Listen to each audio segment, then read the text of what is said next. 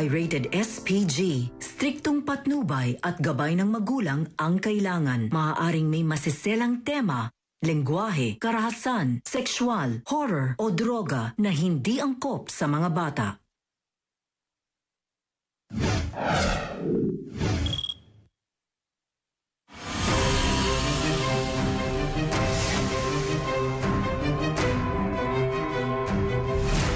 May 4, 2023, sa loob mismo na kanyang tirahan sa BF Homes, Parañaque City, walang awang pinaslang ang 85 years old na si Lola Noemi Dakoykoy.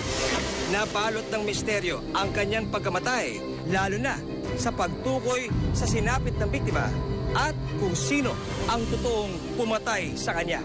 Samahan niyo ako sa pagtuklas sa katotohanan tungo sa paghahanap ng katarungan sa likod ng kasong ito. Magandang hapon. Ako po si John Consulta para sa Pinoy Crime Stories.